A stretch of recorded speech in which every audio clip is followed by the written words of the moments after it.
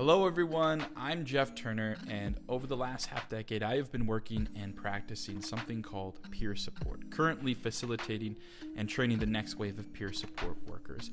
And over the years, I always seem to get asked the same questions about peer support, but there is no bigger question that I get asked more than what is peer support. This is the question that I've decided to explore today because honestly, I don't know if you can define peer support.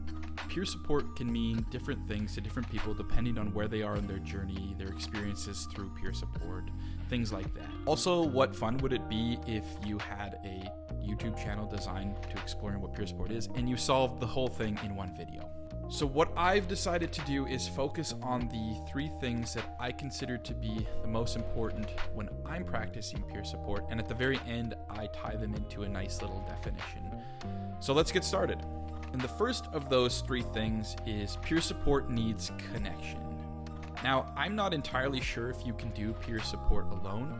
To me, that's self-care, and honestly, maybe self-care is a form of peer support. Let me know what you think in the comments below, because I really don't know. But when I think of the word peer, I think of two or more people, depending on if I'm peer supporting someone in a one-to-one setting, or maybe it's a facilitator to a group setting.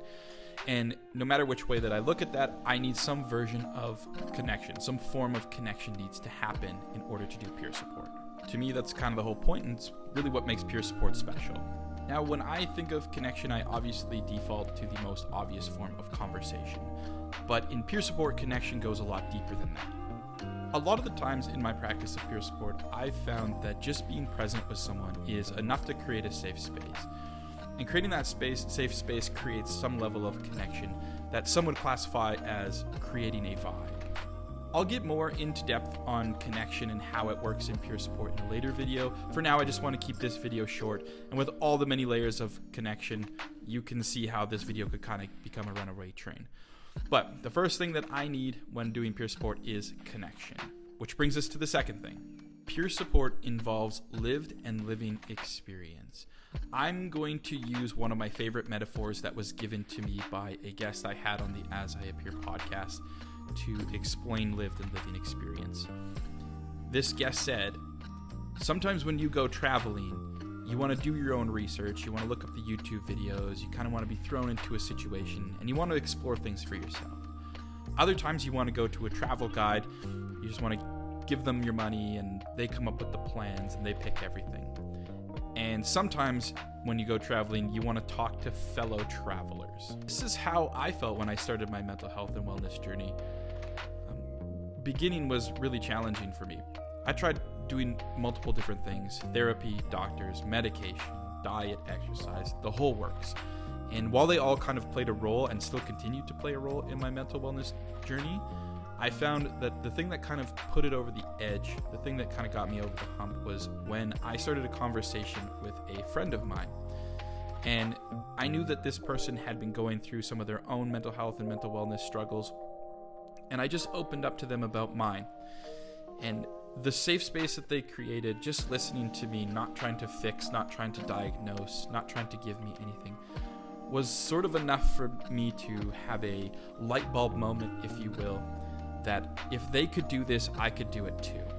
I still don't have the exact words to describe how I was feeling that day, but it made me feel less alone, and it made me feel more confident in dealing with my mental wellness and my mental wellness journey. While all the traditional help and the clinical help and the professional help that I received was massive in my recovery journey, it was this connection via lived experience that really made me feel seen and really kind of put the cherry of hope on top of my mental wellness journey. Which brings me to number 3. Peer support lives in the realm of mental health and mental wellness. Now, full disclosure, I battle with the terminology of this all the time. Mental health, physical health, spiritual health, it all kind of fits into health when you look at a holistic person and you look at a holistic view of this stuff. However, I do understand the importance of categorizing the terminology.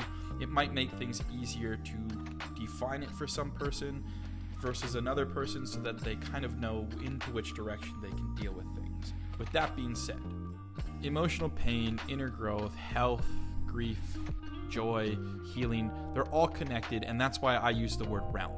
It's more of a living, breathing ecosystem where connection, compassion, and presence are what matter most. I really hope that came through as clear because it almost took me an hour to flesh out. So with that, let me now give you what my personal definition of peer support is. It's people creating connections via their lived and living experience in the realm of mental health and wellness. Again, this is just my interpretation of what peer support is. If you have a different definition, please let me know in the comments, send me a message, anything like that. I'd love to hear it. As this being my own interpretation, I would recommend that maybe you explore peer support for yourself. See if you like it, see if you don't like it, see if you can create your own definition.